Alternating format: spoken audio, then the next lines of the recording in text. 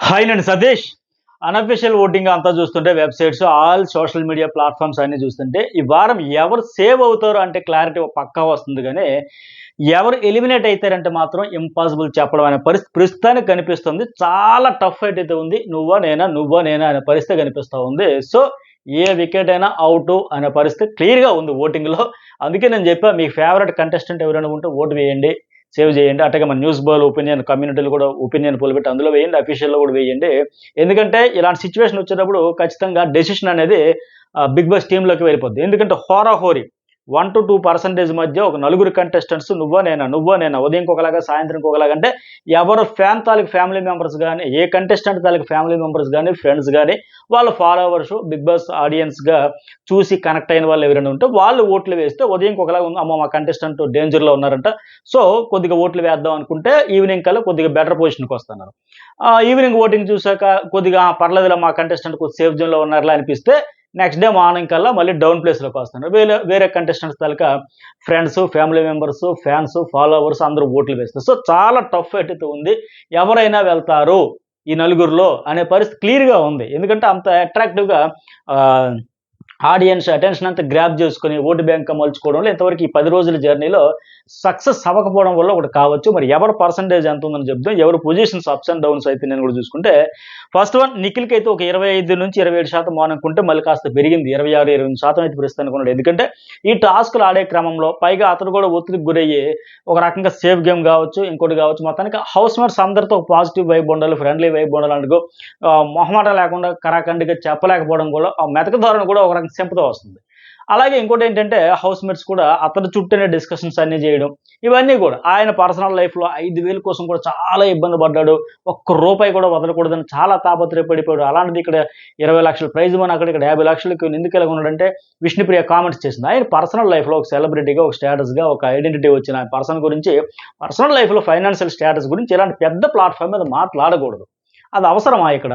అలాంటి టాపిక్స్ మళ్ళీ మళ్ళీ తీసి ఆ షోలో మేము కలిసి పనిచేసాం ఇవన్నీ చెప్పడం వల్ల సానుభూతి వస్తది. అతనికే వస్తది. అవునా! అంత ఇబ్బంది పడ్డాడు 5,000 కోసం, ఒక్క రూపాయి కోసం అంత చెబుతుందని. ఇక్కడ మాత్రం 50,00,000 ప్రైజ్ మనీ ఎందుకు వదులుకుంటాడు? ప్రయత్నం చేస్తాడు. అతనికి అర్థమైన వేలో అతను ఆడతాడు.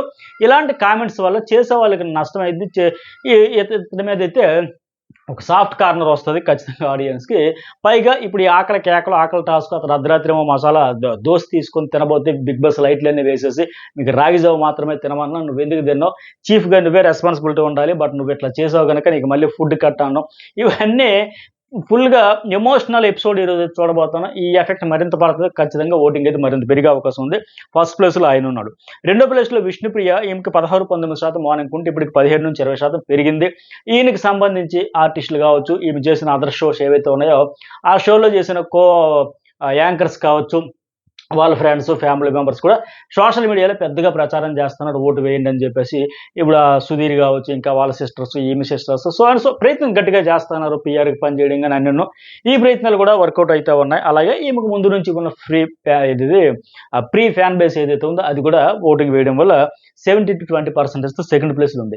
ఇక మణికంఠ ఇతనికి కూడా 14-15% ఓటింగ్ పడతా ఉంది.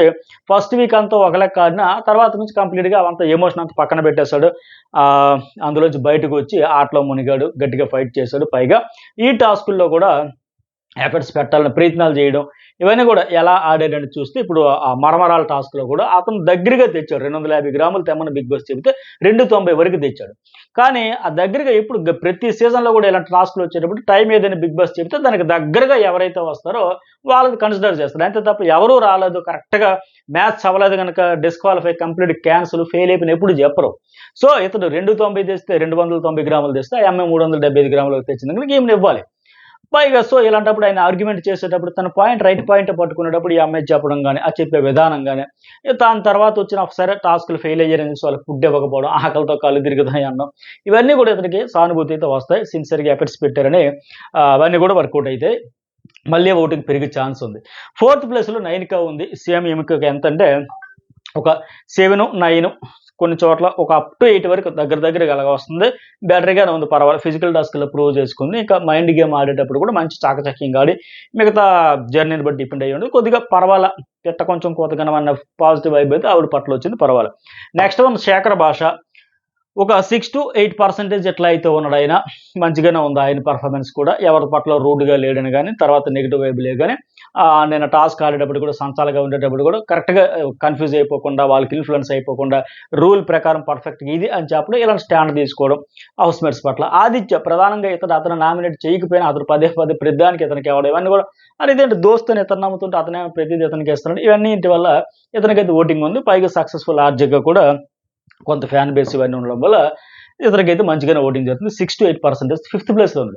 ఇక తర్వాత నుంచి ఒక రకంగా చెప్పాలంటే శేఖర భాష, ఆదిత్య, పృథ్వీ, సీత ఈ నలుగురు ఒక గూటు పక్షులే అన్నట్టు ఉన్నారు. కేవలం 6 ఖచ్చితంగా చెప్పాలంటే 6-8 అంతే. ఈ 2% మధ్య నలుగురు ఉన్నారంటే మీరు చూడండి ఎలా ఉంటది ఈ వారం ఎలిమినేషన్ అనేది సిట్యుయేషన్ మీకే అర్థమైపోవాలి ఇంకా. 6-8% మధ్య నలుగురు కంటెస్టెంట్స్ చాలా టఫ్ అయితే ఉంది. సో ప్రతి ఓటు ఇంపార్టెంటే. మరి మీకు నలుగురిలో ఎవరు ఫేవరెట్ కంటెస్టెంట్ అయినా ఉన్నారంటే కామెంట్ చేయండి. అటుగా లైక్ కూడా చేయండి. మీ ఒపీనియన్ ఏంటంటే కూడా షేర్ అయితే చేసుకోండి.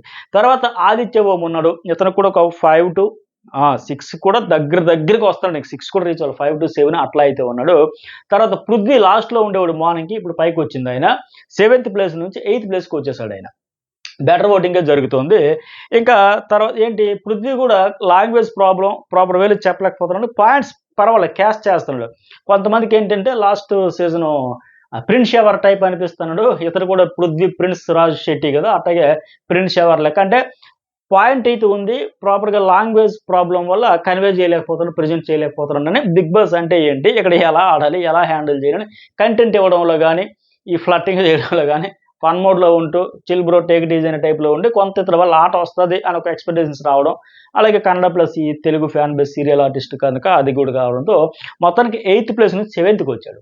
ఇక ఆదిత్య కూడా 6th ప్లేస్‌లో ఉన్నాడు. తర్వాత ఏంటి కిర్రాక్ సీత కొద్దిగా బెటర్‌గా ఉండేది. 7th నుంచి లాస్ట్ ప్లేస్‌కి వచ్చింది. ప్రెజెంట్ 8th ప్లేస్‌లో ఉంది ఆమె. మార్నింగ్ చూస్తే పృథ్వీ లిస్ట్‌లో ఉంటే ఇప్పుడు కిర్రాక్ సీత ఉంది. ఈ అమ్మాయి కూడా ఫ్యాన్స్ ఎవరైనా ఉంటే వాయిస్ రేజ్ చేస్తుంది, పాయింట్లు మాట్లాడుతుంది. ఈవిడ ఉండాల్సిందే, అర్హురాలే హౌస్‌లో ఉండడానికి అనుకుంటే ఖచ్చితంగా ఓట్లయితే వేసుకోండి. తర్వాత ఎలిమినేట్ అయిపోతే మళ్ళీ బాధపడే ప్రయోజనం ఉండదు. అయ్యో! అనుకుంటే అవసరం ఉండదు. కంటెంట్ అయితే ఇస్తుంది, ఆడుతుంది ఆమె. అలాగే ఈ వారం కూడా ఈ ఎపిసోడ్ కూడా ఆమెకు కూడా ప్లస్ పాయింట్ అవ్వచ్చు. ఎందుకంటే దెబ్బలు తగిలాయి. ఈ టాస్క్‌లు ఆడేటప్పుడు పడిపోవడం ఇవన్నీ కూడా కొద్దిగా సింపతి కూడా వర్కౌట్ అయ్యిద్ది. బిగ్ బాస్ కూడా పడుకోమని కాస్త రెస్ట్ కూడా అవకాశం ఇస్తాడు ఆమెకి. సో ఇవన్నీ కూడా ప్లస్ పాయింట్ అయ్యే అవకాశం ఉంది. సో మొత్తానికి చూసుకుంటే కిర్రాక్ సీత, పృథ్వీ ప్రిన్స్ రాజ్ శెట్టి, ఆదిత్యవం, శేఖర భాష. నువ్వా? నేనా? ఎవరుంటారు? ఎవరు వెళ్తారనేది మాత్రం ప్రస్తుతానికి చాలా టఫే. ఎవ్రీడే మార్నింగ్, ఈవినింగ్ నేను చూస్తా. అక్కడ ఎపిసోడ్ లైవ్ చూసేవాళ్ళు ఏంటంటే ఆ సిట్యుయేషన్స్ చూసేటప్పుడు, ఆ సీన్స్ చూసేటప్పుడు ఆటోమేటిక్‌గా వాటికి తగ్గట్టుగా ఆడియన్స్ నుంచి ఒక రియాక్షన్ వస్తది. ఆ రియాక్షన్ పాజిటివ్‌గా ఎవరికొస్తే ఆళ్ళకి ఓట్లు పడితే గుద్దు పడేస్తారు. అది ఒక పూటలోనే, ఒక రోజులో కూడా కనెక్ట్ అయిపోతారు.